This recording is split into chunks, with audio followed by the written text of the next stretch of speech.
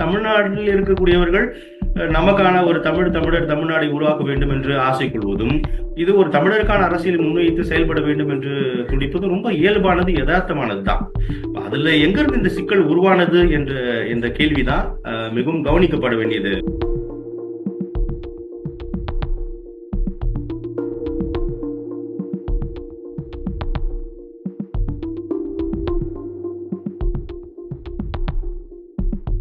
இதை ஒரு இணைய ஊடகம் பண்றாங்க.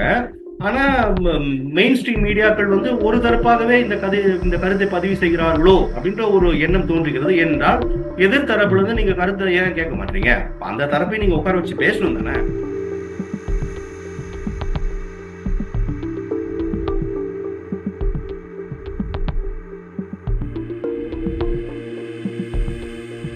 தமிழ் தேசியத்தை முன்வைத்து ஒருவர் கட்சி நடத்தி கொண்டிருக்கிறார்.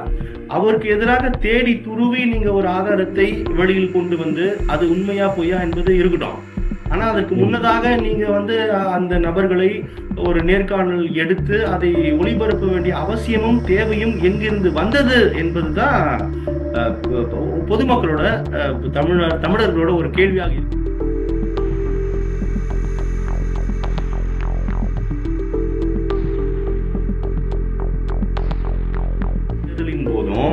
அதாவது அவர் கட்சி தொடங்கிய காலத்திலிருந்தே ஒவ்வொரு தேர்தலின் போதும் இந்த கட்சியோடு கூட்டணியிட்டு போட்டிடுவார், அந்த கட்சியோடு கூட்டணி அமைத்து போட்டிடுவார் அப்படிலாம் தொடர்ந்து பேசிட்டு தான் வந்தோம். ஆனா அவர் சமரசம் இல்லாமல் கூட்டணி இந்த பேச்சுக்கே இடமில்லை அப்படின்னு ரொம்ப தெளிவா இருக்காரு.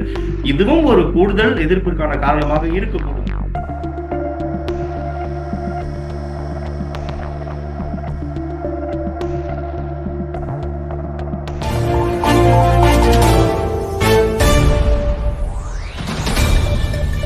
சொந்தங்களுக்கு வணக்கம். தமிழ்நாட்டுல கடந்த சில வாரங்களா திராவிடம் வெர்சஸ் தமிழ் தேசியம் அப்படின்னு தொடங்கின ஒரு பிரச்சனை இன்னைக்கு அடுத்த கட்டத்தை நோக்கி நகர்ந்திருக்கு. அது தொடர்பா கலந்துரையாடுவதற்காக நம்முடைய இணைந்திருக்கிறார் ஊடகவியலாளர் கிறிஸ்டோபர் தாஸ். வணக்கம் தாஸ். வணக்கம் பத்மநாபன். ஒன் தமிழ் சொந்தங்களுக்கும் கிறிஸ்டோபர் தாஸின் அன்பு வணக்கங்கள். சொல்லுங்க பத்மநாபன். இந்த தமிழ்நாட்டுல பெரியாரை எதிர்த்தவங்க நிறைய பேர் இருக்காங்க. அதாவது முன்னாள் முதலமைச்சர் ராஜாஜி தொடங்கி பேரறிஞர் அண்ணா தொடங்கி அதுக்கப்புறம் கலைஞர் கருணாநிதி, அதுக்கப்புறம் சோ ராமசாமி, இப்ப ஹெச் ராஜா, அண்ணாமலை இப்படின்னு ஏகப்பட்ட நபர்கள் பெரியாரை எதிர்த்திருக்காங்க. ஆனா இவங்க யாருக்குமே வராத ஒரு எதிர்ப்பு நிலை, அதாவது இந்த அளவுக்கு சீமானுக்கு மட்டும் ஏன் இந்த அளவுக்கு வந்திருக்குது? இல்ல, இப்ப நீங்க குறிப்பிட்டது மாதிரி எச் ராஜா, சோ ராமசாமி என்பவர்கள் பெரியாரை திராவிடத்தை எதிர்த்ததற்கும், நம்முடைய தமிழ் தேசிய அமைப்புகளை முன்னெடுத்து செல்வோர் உலக தமிழர் பேரவை ஐயா பழ நெடுமாறனாக இருக்கட்டும், தமிழ் தேசிய பேரியக்கத்தின் தலைவர் ஐயா மணியரசன் போன்ற அமைப்புகள் இயக்கங்கள்லாம் எதிர்ப்பது என்பது வேறு. அது ரெண்டையும் போட்டு நம்ம குழப்பிக்க வேணாம். ஆனா நம்ம தமிழ் தேசியத்தை முன்னிறுத்தி செயல்படுத்திக் கொண்டிருக்கக்கூடிய அமைப்புகள் அந்த எதிர்ப்புகள் இருக்கு இல்லையா, இவங்களுமே வாக்கு அரசியலுக்குள்ள வரல பத்மநாபன். அதாவது சித்தாந்த ரீதியா எதிர்த்தாங்க, தொடர்ந்து பேசி வந்தாங்க, தொடர்ந்து எழுதி வந்தாங்க, பொதுக்கூட்டங்கள் வாயிலாக, நூல்கள் வாயிலாக எதிர்ப்பு நிலைப்பாடை பதிவு செய்து வந்தார்கள். அப்போதெல்லாம் இங்க இருக்கக்கூடிய திராவிடத்தை ஏற்றுக்கொண்டோர் அதை ஒரு பெருசா பொருட்படுத்தல. இவங்களும் புத்தகங்கள் வாயிலாக, பொதுக்கூட்டங்கள் வாயிலாக பேசினாங்க, எழுதி வந்தாங்க அப்படின்னு நம்ம பாக்குறோம். ஆனா இவர்களுக்கு இல்லாத எதிர்ப்பு சீமானுக்கு ஏன் வருதுன்னு அப்படி நீங்க ஒரு கேள்வி எழுப்புனீங்க. ஏன் சீமானுக்கு இவ்வளவு எதிர்ப்பு வருகிறது என்றால், இவர்தான் வாக்கு அரசியலுக்குள்ளாக வருகிறார். நீங்க 2009 இன அழிப்பு படுகொலை நடந்தேறிய மிக ஒரு கொடூரமான ஆண்டு. அதற்கு பிறகுதான் இதுவரை நான் எதிர்பார்த்து காத்திருந்த கட்சிகள் நம்மளுடைய இனம் அழிக்கப்படும் போது நீங்க கைகட்டி வாய்ப்பொத்தி மௌனியா இருந்தீங்க, அதனால இந்த களத்திற்கு வர வேண்டிய தேவை எங்களுக்கு ஏற்பட்டுச்சு அப்படின்னா அந்த ஒரு அமைப்பு, இயக்கம், கட்சியாக உருமாறுகிறது. அப்போ 2016 முதல் சட்டமன்ற தேர்தல் 1.1% வாக்குகள் பெற்று தற்போது 7% வாக்குகள் வரை நடந்து முடிந்த 2011 சட்டமன்ற தேர்தலில் 7% வாக்குகளை பெற்றிருக்கிறது நாம் தமிழர் கட்சி. அப்போ இந்த வாக்கு அரசியலுக்குள்ளாக வருவதற்கு முன்னால் எவ்வளவோ அமைப்புகள், நான் குறிப்பிட்டது மாதிரி அந்த அமைப்புகள், இயக்கங்கள் பேசி வந்தது தங்களுடைய ஆட்சிகளுக்கு, வாக்குகளுக்கு சிக்கல் இல்லை. ஆனா இவர் வரும்போதுதான் இது வாக்குகளாக மாறுகிறதே, ஐயோயோ எங்களுடைய ஆட்சி அதிகாரத்திற்கு சிக்கல் ஏற்பட்டு விட்டதே, ஐயோயோ எங்கள் அதிகாரத்திற்கு வந்து இவருடைய வாக்குகள் குறைத்து விடுமோ என்பன போன்ற நிறைய அச்சங்கள் தான் மற்றவர்களிலிருந்து இவருக்கு இவ்வளவு எதிர்ப்பு உண்டாவதற்கான காரணமாக இருக்கிறது பத்மநாபன். அப்படிதான் நான் புரிஞ்சுக்கிறேன். அதாவது அப்ப தமிழ் தேசியம் அப்படிங்கிற ஒரு இயக்கம் ஒரு நிலைப்பாடோட அவர் பயணிச்சிருந்தாரு அப்படின்னா இந்த பிரச்சனை வந்திருக்காது. ஆனா அவர் வந்து வாக்கு அரசியலுக்குள்ள நுழைந்து தமிழ் தேசிய தீவிரமா முன்னெடுக்கிறாரு அப்படிங்கதான் இந்த பிரச்சனைக்கு காரணம்னு சொல்ல வரீங்களா? இல்ல அதான் நீங்க நீங்க நீங்க உங்களுடைய கேள்வியில இன்னொரு பதில் இருக்கு. அதாவது இவர் வெறுமனே தமிழ் தேசியத்தை முன் நிறுத்தி கட்சி தொடங்கி இருந்து கொண்டு ஒருவேளை திமுகவுடனோ அல்லது அதிமுகவுடனோ இல்லை இது எதிர்க்கக்கூடிய இன்னும் பிற கட்சிகளோட ஒரு கூட்டணி அமைத்து தேர்தல் களத்தில் போட்டியிட்டு ஒரு எம்எல்ஏவோ 2 எம்எல்ஏவோ பெற்று பயணித்திருந்தால் இந்த சிக்கல் வந்திருக்காது. ஆனால் இவர் வந்து கட்சி ஆரம்பித்த நாளிலிருந்து இன்று வரை சமரசம் இல்லாமல் தனியான ஒரு தேசம் அமைப்போம், நாங்கள் தனித்து ஆட்சி அமைப்போம், அதுவரை கூட்டணி என்ற பேச்சுக்கு இடமில்லை. ஏன்னா நாங்க எதிர்த்து கட்சி தொடங்குவதே இவர்கள் எதிர்த்து தான்.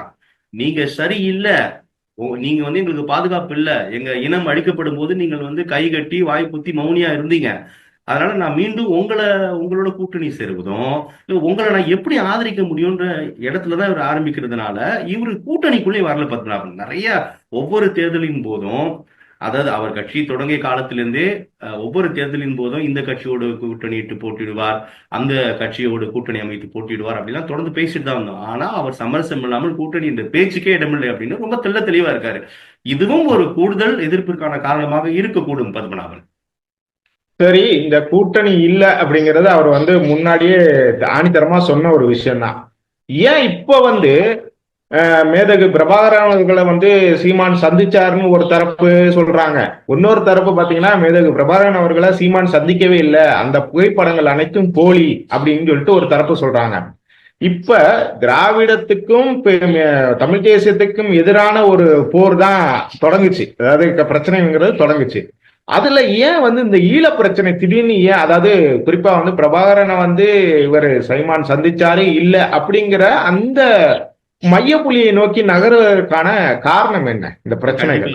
பத்மநாபன், இதுதான் எல்லாருக்குமான ஒரு கேள்வியாக கூட இருக்கிறது பத்மநாபன். அதாவது சில வாரங்களுக்கு முன்னால் பெரியார் ஆண் பெண் உறவு குறித்து இப்படி பேசினார் அப்படின்னு சீமான் ஒரு செய்தியாளர் சந்திப்புல போட்டு உடைக்கிறார். அது கடுமையான விமர்சனங்களை உருவாக்கி இருக்கிறது. பெரியார் ஆதரவாளர்களால் கடுமையான விமர்சனங்களை உண்டாக்கியதோடு மட்டுமல்லாது அவர் வீட்டை முற்றுகையிட்டும் அளவிற்கு போனது அந்த பெரியார் எதிர்ப்பு நிலைப்பாடு என்பது. ஆனா மீண்டும் மீண்டும் சீமான் வந்து தன்னுடைய கருத்தில் உறுதியாக இருக்கிறாரு. ஆமா இப்படி சொன்னாரு, நீங்க சொன்னவரை விட்டுட்டீங்க, இப்படி சொன்னாருன்னு சொல்ல ஏன் கூட சண்டைக்கு வரீங்க? ஆனா சொல்லிட்டு தான் இருப்பேன், அவர் சொன்னாரு தானே நான் சொல்லுவேன், அவரு சொன்னதுக்கான ஆவணங்கள் கேட்டா அந்த ஆவணங்கள் நீங்க தான் பூட்டி வச்சிருக்கீங்க, அப்ப அந்த ஆவணங்கள் நான் ஏன் கொடுக்க முடியும் என்று சொல்லி அவருடைய அந்த கருத்தில் மிக மிக உறுதியாக இருக்கிறார் திரு சீமான். இப்படிதான் போயிட்டு இருந்துச்சு சில வாரங்களா. திராவிடம் தமிழ் தேசியமா இப்படிதான் போயிட்டு இருந்துச்சு. ஆனா திடீர்னு நீங்க பார்க்கும் பொழுது மேதகு தலைவர் பிரபாகரனுடன் சீமான் சந்திக்கவில்லை, அவரோடு எடுத்த புகைப்படம் வந்து வெட்டி ஒட்டப்பட்டது, அவர் வந்து அங்க போகவே இல்லை, இல்ல போனாரு 2 நிமிடம் தான் சந்திச்சாரு, இல்ல 5 நிமிடம் தான் சந்திச்சாரு, அப்படி இப்படி நிறைய கருத்துக்கள் வந்து உலாவ தொடங்கியது. இது சீமானவர்கள் கட்சி ஆரம்பித்த போதே இப்படியான நிறைய விஷயங்கள் வந்து பேசிட்டே வந்ததை நம்ம பார்த்தோம். இவர் வந்து பொய் சொல்றாரு, தலைவர் பிரபாகரனை இவர் சந்திக்கவில்லை, ஈழத்துக்கே போகவில்லை, அப்படி இப்படிலாம் நிறைய பேசிட்டே தான் வந்தாங்க. அதனால இது வந்து ஒரு பழைய விஷயம்தான். ஆனா அந்த பழைய விஷயம் பெரியாரை நேரடியாக எதிர்த்த போது திடீர்னு இது வருது. அது திடீர்னு வந்ததோடு மட்டுமில்லாமல் பத்மநாபன் மெயின் ஸ்ட்ரீம் மீடியால மெயின் ஸ்ட்ரீம் நேரத்தில் ஏதேதோ நபர்கள் வந்து நேர்காணல்கள் எடுக்கிறார்கள், அதை ஒளிபரப்பு செய்கிறார்கள், சீமானுக்கு எதிரான கருத்துக்களை பரப்புகிறார்கள் என்ற ஒரு இடம் இருக்கும் அல்லவா? சோ இதுதான் வந்து ஒருவித நேரேட்டிவ் செட் பண்றாங்களோ. அப்போ தமிழ் தேசத்தை முன்வைத்து ஒருவர் கட்சி நடத்தி கொண்டிருக்கிறார், அவருக்கு எதிராக தேடி துருவி நீங்க ஒரு ஆதாரத்தை வெளியில் கொண்டு வந்து அது உண்மையா பொய்யா என்பது இருக்கட்டும். ஆனா அதற்கு முன்னதாக நீங்க வந்து அந்த நபர்களை ஒரு நேர்காணல் எடுத்து அதை ஒளிபரப்ப வேண்டிய அவசியமும் தேவையும் எங்கிருந்து வந்தது என்பதுதான் பொதுமக்களோட தமிழர்களோட ஒரு கேள்வியாக இருக்கிறது பத்மநாபன். கண்டிப்பா. இப்ப இப்ப இரு தரப்புலையும் வந்து இப்ப வந்து ஒளிபரப்பு செய்யறாங்க, அது தப்பு தப்பு இல்லை தானே? ஏன்னா ஆனா ஒரு இருதரப்பு கருத்துக்களையும் கேட்கணும். இப்ப வந்து திரு கேமராமேன் வந்து திரு சந்தோஷ் அவர்கள் வந்து ஒரு கருத்தை வந்து சொல்றாரு. சீமான் வந்து ஒரு இதுக்கு தான் வந்தாரு, படப்பிடிப்புக்கு வந்தாரு, ஆனா வந்து அவர் சரியா இல்லை அப்படிங்கறதுனால அவரை சும்மா இது பண்ணிட்டாங்க, அனுப்பிட்டாங்க அப்படின்னு சொல்லிட்டு. அதே அந்த படத்தை இயக்குனதா சொல்லக்கூடிய அந்த மின்னல் முருகன் அப்படிங்கிற ஒரு இயக்குனர் அவர் என்ன சொல்றாருன்னா, சீமான் வந்து படம் இயக்குறதுக்காக வரல, அவரை வந்து அந்த பேர்ல வந்து அழைச்சிட்டு வந்தாங்க. ஆனா வந்து வேற ஒரு காரணத்துக்காக தான் வந்து அவரை வர வச்சாங்க அப்படின்னு சொல்றாங்க. அதே மாதிரி ஆஹ், சில போராளிகள், முன்னாள் போராளிகளும் சொல்றாங்க இல்லையா? அதெல்லாம் நம்ம எப்படி பாக்குறது? அதுதான் சொல்றேன். இப்ப நீங்க நீங்க இதை வந்து நம்ம எப்படி புரிஞ்சுக்கிறது? இல்ல, அதுதான் இப்போ மெயின் ஸ்ட்ரீம் மீடியால சீமானுக்கு எதிராக அவர் வந்து தலைவரை சந்திக்கவில்லை, அவரோட புகைப்படம் எடுக்கவில்லை, எல்லாமே வந்து உருட்டுகள், கட்டிய கதைகள் அப்படின்னு சொல்லும் போதுதான் இப்ப பிரபல இணைய ஊடகமான ஐபிசி தமிழில் முன்னாள் போராளி ஒருவரை நேர்காணல் செய்கிறார்கள். அதில் ரொம்ப தெள்ள தெளிவா இவரும் தலைவருடனான சந்திப்பு அவர் வந்து விளக்குறாரு. நிறைய நேரம் பேசியது சொல்றாரு. தலைவர் அவர்கள் சீமானை பெரிதும் நம்பினார், பெரிதும் வரவேற்றார், பெரிதும் அன்பு செலுத்தினார் அப்படின்லாம் அந்த போராளி பதிவு செய்யறாரு. அப்போ நீங்க சொல்றது உண்மைன்னா அப்ப அவர் சொல்றது உண்மை தானே? இப்ப நீங்க சொல்றது பொய்னா அவர் சொல்றது பொய் தானே? அப்ப அந்த இருவேறு கருத்துக்கள் நீங்கள் மக்கள் மன்றத்துல வச்சுட்டோம், அவ்வளவுதான். ஆனா இதை வந்து ஒரு இணைய ஊடகம் பண்றாங்க. ஆனா மெயின் ஸ்ட்ரீம் மீடியாக்கள் வந்து ஒரு தரப்பாகவே இந்த கருத்தை பதிவு செய்கிறார்களோ அப்படின்ற ஒரு எண்ணம் தோன்றுகிறது. என்றால் எதிர்த்தரப்புல இருந்து நீங்க கருத்தை ஏன் கேட்க மாட்டீங்க? அந்த தரப்பை நீங்க உட்கார வச்சு பேசணும் தானே? அதுதானே சரியா இருக்கும், அதுதானே ஜேர்னலிசம், பத்மநாபன். கண்டிப்பா, நிச்சயமா. சரி, இந்த பெரியார் இப்போ வந்து திராவிடம் வெர்சஸ் தமிழ் தேசியம் இருந்ததை வந்து இப்போ வந்து பாத்தீங்கன்னா பெரியார் வெர்சஸ் மேதகு பிரபாகரன் அப்படின்னு கொண்டு வந்து ஒரு இடத்துல நிப்பாடி இருக்காங்க. இந்த நிறுத்தல் இருக்கு இல்லையா, இது வந்து ஈரோடு இடைத்தேர்தல்ல எந்த மாதிரி பிரதிபலிக்க ஏற்படுத்தும்? இல்ல, நீங்க இப்போ இது வந்து ஒரு ஒரு லார்ஜர் சப்ஜெக்ட் பத்மநாபன். நீங்க தமிழ் தேசியம் வெர்சஸ் திராவிடம், தமிழ் தேசியத்தை ஆதரிப்போர் அல்லது திராவிடத்தை ஆதரிப்போர், தமிழ் தேசியத்தை எதிர்ப்போர், திராவிடத்தை எதிர்ப்போர், இது வந்து ஒரு பெரிய ஒரு விரிவான உரையாடல் நிகழ்த்தப்பட வேண்டிய ஒரு ஒரு விவாதம், ஒரு கருப்பொருள். அதை வந்து நம்ம ஈரோட்டு இடைத்தேர்தலுக்குள்ளாக சுருக்க வேண்டிய அவசியம் நம்ம பார்க்கிறோம். அங்கு இருக்கக்கூடிய கள நிலவரம், அங்கு இருக்கக்கூடிய மக்கள் பிரச்சனைகள், மூன்றாவது முறையாக அங்கு திமுக கூட்டணியில் ஈவி.கே. இளங்கோவன் இருந்தார். அதற்கு முன்னதாக இப்போ களம் காட்டுறவர் கூட அவர் இருந்த தேமுதிக கட்சியில் அங்கு சட்டமன்ற உறுப்பினராக இருந்தவர் தான். அவர் தான் திமுக சார்பில் போட்டியிடுகிறார். பிரதான எதிர்கட்சியான அதிமுக உள்ளிட்ட கட்சிகள் வந்து ஈரோட்டு இடைத்தேர்தலை புறக்கணித்திருக்கிறார்கள். அந்த இடத்தில் தான் நாம் தமிழர் வழக்கமான உற்சாகத்தோடு களத்தில் போட்டியிடுவதை நம்ம பார்க்கிறோம். இது வந்து நாம் தமிழர் சார்பாக சொல்லும் போது என்ன சொல்றாங்க அப்படின்னா, உறுதியா நாங்க கடந்த முறை வாங்கிய வாக்குகளோடு ஒரு வாக்காவது நாங்க அதிகமா பெறுவோம், அந்த ஒரு நம்பிக்கையை வந்து விதைக்கிறார்கள். வெற்றி தோல்வி என்பதை கடந்து, ஆமா நாங்க பெரியார் மீது இப்படியான கருத்துக்களை முன் வச்சுதான் அவருடைய சொந்த ஊரே நாங்க போட்டிடுறோம், துணிஞ்சு போட்டிடுறோம், அங்க இருக்கக்கூடிய தமிழர்கள் எங்களுக்கு ஆதரவு கரம் நீட்டுவார்கள், உறுதியா கடந்த தேர்தலை விட உறுதியாக அதிக வாக்குகளை பெறுவோம் அப்படின்னு ஒரு நம்பிக்கை விதைக்கிறார்கள். அதனால நம்ம இந்த ஒரு விவகாரத்தை இடைத்தேர்தலோடு பொருத்தி பார்க்க முடியாது.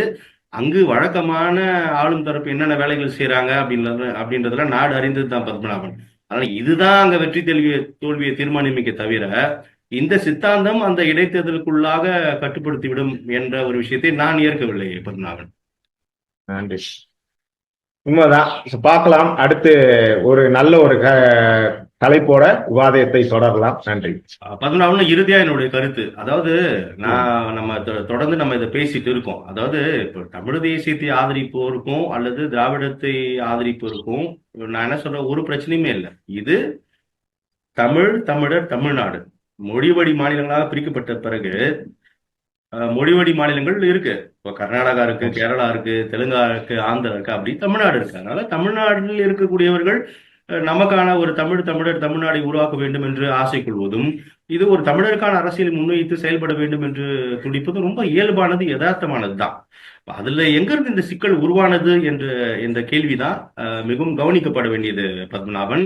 அதாவது அதிமுக சொல்லும் போது திமுக வரும், காங்கிரஸ் சொல்லும் போது பாஜக வரும், பாமக சொல்லும் போது விசிக வரும். இப்படி நீங்க பரஸ்பரம் இந்த கட்சிகள் பார்க்கப்படுது. ஆனா நாம் தமிழர் என்றவுடன் எல்லா கட்சிகளுமே வராங்க.